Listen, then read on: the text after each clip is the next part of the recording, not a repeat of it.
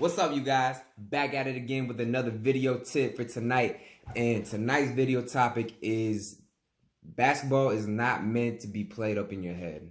All right. So how do we move from our head and into our body?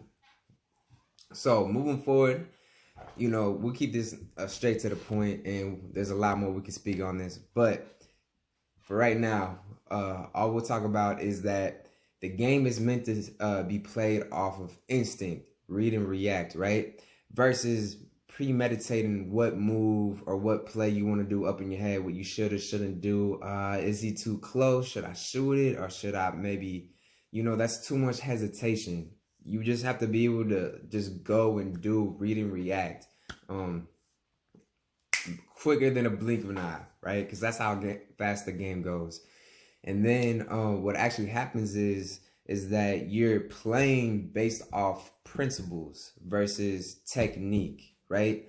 A lot of players, they go and they show up and they want to do a certain move that they have in their head, and they go up with that full intent to do that move. But what happens is the defender can sense that off of that player. So it's almost like you're already giving away what you're doing, versus just being able to read the situation that's actually happening right in front of you and make the right kind of play to score or get your teammate an assist. You know what I mean? We get too attached to doing it a certain way versus what's actually going on in front of us. And that's a more authentic way to play, when we're reading and reacting based off what's actually happening in the flow of the game. So, yeah. So basically, just talk about principles. Is that an example of a principle versus a technique? Let's say if I gave two players, right? Player one, I tell him to do a crossover. Player two, I also tell him to do a crossover. Player one gets the ball stolen from him when he does the crossover at the defender. You know what I mean? He's coming up, he's winding up. He's like, yo, I got this crossover move. I seen this work. Coach told me to do it. I'm coming down. I did my crossover and woo, took my cookies. Oh my gosh. And then, not only that, he's going down the other end of the court and he's slam dunking. And then player two on the other end, he's a high level player. You know what I mean? He comes down, does the crossover. You know what I mean? He's just sensing how the defenders actually play him. And he sets him up one way and then crosses, boom. Fakes like he's going to do a pull-up, goes, and lays it in. Right finger roll over top the rim. Man. And then, player one is sitting there like, yo, I did the same move. How come it didn't work for me, but it worked for him 10 times better, right? And here's the secret. The secret is that player two had the right principles and energy behind the move. It was who was doing the move versus the move working for anybody, right?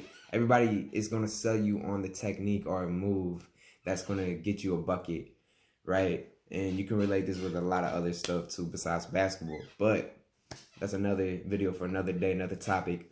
But anywho,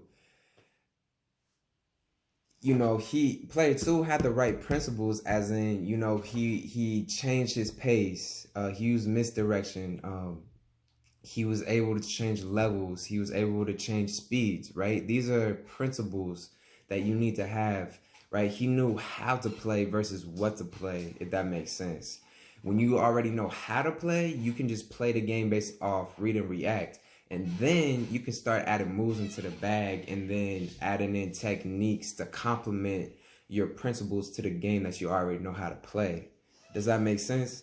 A lot of players, they do it the other way around. They try to find a technique or a strategy or something to do, but they lack the proper principles, right? So that technique isn't going to work for that player. I could literally hand any technique, any move to player number two, and he would master that super fast just because he has the right principles to make any move work, basically, right? And yeah, he could use it on anyone and know exactly what he's doing without thinking up in his head how to do it, right? He just plays and feels the game. And that's when you play the game like that, it's things will happen. You'll create new moves on your own that you've never done before spontaneously, right? Because you're just playing the game within the flow. So that's how you get out of your head and into your body, and you just play the game the way it's meant to be played. And then so what you do is, instead of being attached to certain results or certain things that you need to do, after you play your game, you go back and you analyze. You don't analyze why you're playing, right? And being up in your head.